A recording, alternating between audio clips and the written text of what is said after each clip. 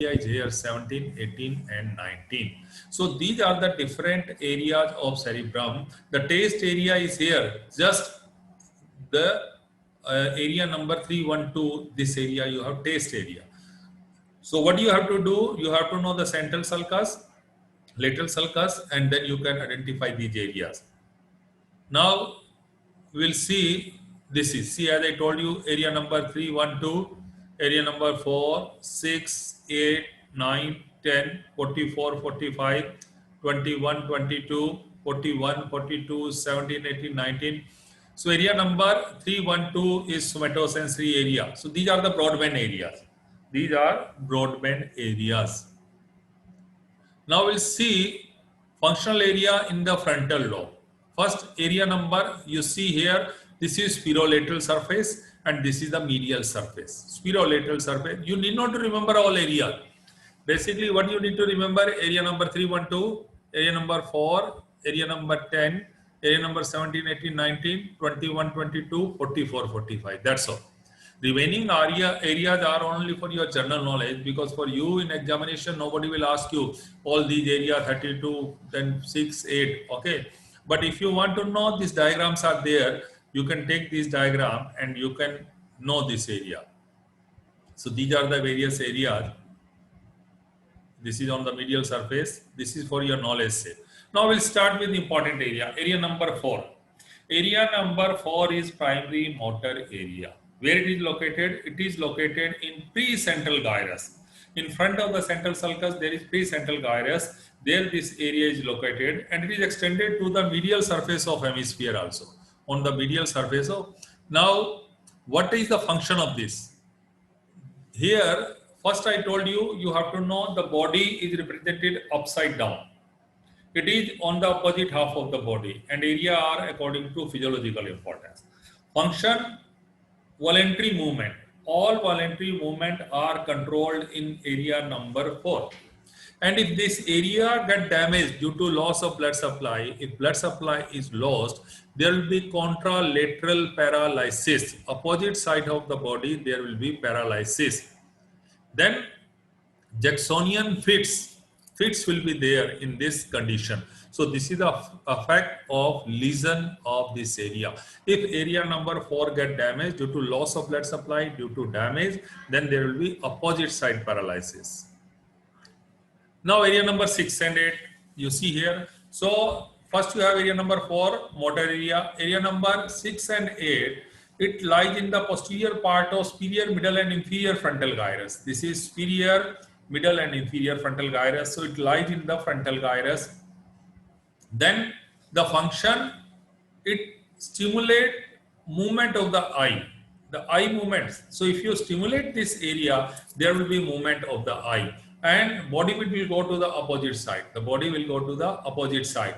Then extrapyramidal activity, control the movement of eyeball and complex movement of the limbs. The pyramidal and extrapyramidal we will study also. So it is responsible for tone of the muscle.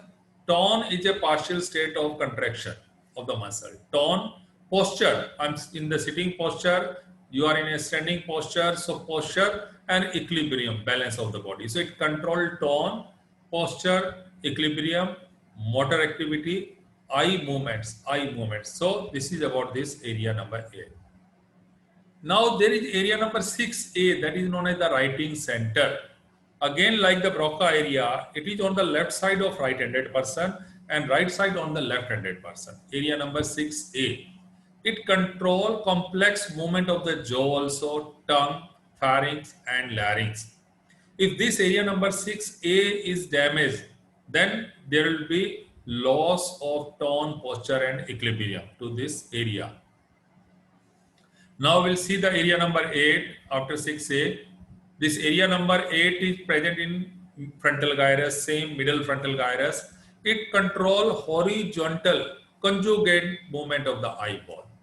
Eyeball to the opposite side, opening and closing of the eyelid and dilatation and constriction of the pupil and lacrimation. So it is related with the eye.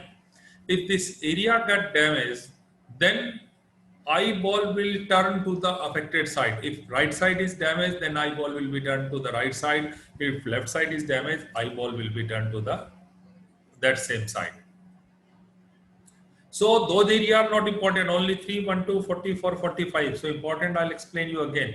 Area number 44 and 45 is known as Broca area. Broca speech area. This is present in inferior frontal gyrus. It controls the speech. And damage to this area can lead to aphasia, A-P-H-A-S-I-A. Aphasia is loss of voice. A-P-H-A-G-I-A. Aphasia is loss of deglutition. But here S-I-A is loss of speech. So this is area number 44. Now prefrontal cortex. You have area number 9, 10, 11, 12. Not important, but still you have to know these are the areas where intelligence, emotions are there. 9, 10, 11, intelligence and emotions are there. Now area number 3, 1, 2, this is important, so I'll explain you in detail. It lies behind the central sulcus. Same body is represented upside down. It is on the opposite cerebral hemisphere, and area are according to physiological importance, not according to anatomical importance. This is area number 3, 1, 2. See. Now, this area help in the appreciation of when you touch something. Okay, so you can feel this is a key, this is a pen. So these all kind of sensation are controlled by this area. It is responsible for general senses as touch, pain, heat, cold, and different kind of stereognosis. Okay, like by feeling you can tell this is the thing. So this area is responsible for these sensation. Then effect of the lesion. If this area get damaged, then there is loss of appreciation of impulse received, and there will be astereognosis. Stereognosis means you feel something in your hand. By closing your eyes, you can tell this is a pen, this is a key. But if this area get damaged, then there will be astereognosis. Then area number 41, 42, this is audiosensory area. It lies in superior temporal gyrus. This one, area number 41, 42. So this is present in the temporal lobe. It is in the superior temporal gyrus. This is the center for hearing. That is responsible for reception, for perception of auditory impulses. So intensity of the sound, source of the sound, control of the sound, all are controlled by this area, that is the auditory area. If this area get blocked due to loss of blood supply or due to damage, there will be impaired hearing. Hearing will be impaired. Now, actually audio psychic area, that was the 41, 42, 20 and 22 area. These are the audio psychic area. So audio psychic area are also present in superior temporal gyrus, and it is represented unilaterally. Same thing like Broca area. Right-handed person, it is on the left.